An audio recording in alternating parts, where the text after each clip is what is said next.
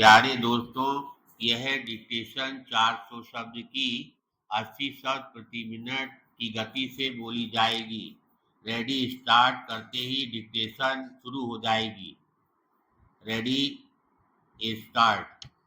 महोदय, सत्ता और समाज के संबंधों अथवा सामाजिकता के बोध की अवधारणा को पुष्ट करने में साहित्य की भूमिका सर्वाधिक महत्वपूर्ण है। इसके साथ ही व्यक्ति की स्वाधीन चेतना को जिंदा रखने और उसकी स्वतंत्रता को बनाए रखने के कारण साहित्य को विशिष्ट सम्मान और महत्ता प्राप्त हुई। साहित्य ने भिन्न भिन्न युगों में उन विचारों को व्याख्यायित किया, आम जन तक पहुंचाया। असंतुलन पैदा होने से संघर्ष का जन्म होता है। 17वीं सदी के बाद यूरोप के विचारक संघर्ष को ही सत्य मानकर चले और उसके समाधान को दृष्टि देते रहे। हमारे सामने बुनियादी प्रश्न यह होना चाहिए कि क्या व्यक्ति, समाज और सत्ता तीन पृथक तथा स्वाधीन इकाई हैं। व्यक्ति तो केंद्र में है और समाज या सत्ता उसके चरम विकास की स्थितियां तैयार करते हैं। यह संभावना तब बनती है जब व्यक्ति अपनी प्रतिभा का, मेधा का श्रेष्ठतम समाज को समर्पित करेगा।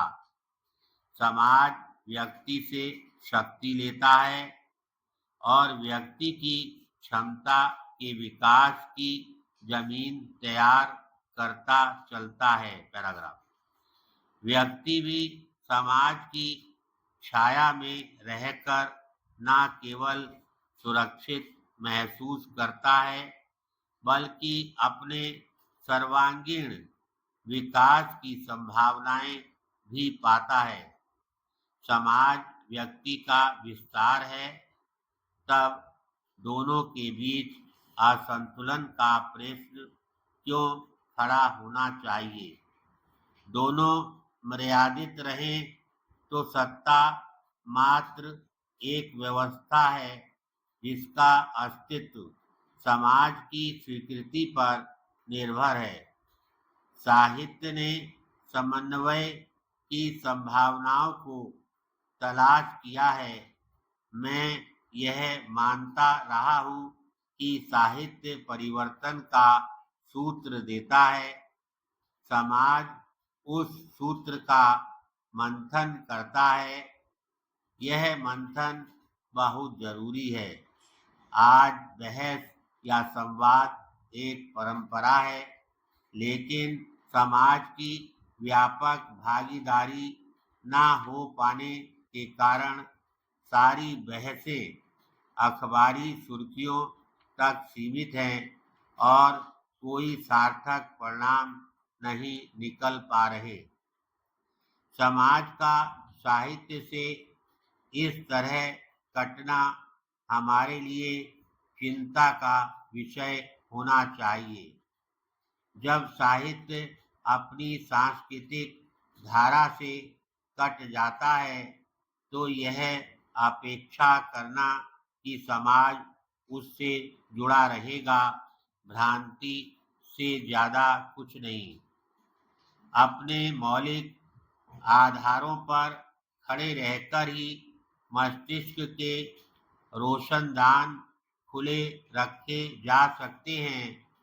दुनिया के दूसरे देशों ने नए विचारों को तेजी से स्वीकार अवश्य किया और अपने मौलिक ढांचे में परिवर्तन भी किए। भारत में विचार प्रक्रिया का विस्तार और उत्कर्ष इतना गहन था कि नए विचार अपनी जगह तभी बन सकते हैं जब वे अतीत के विचार से ज्यादा सशक्त सिद्ध हो सके। धन्यवाद।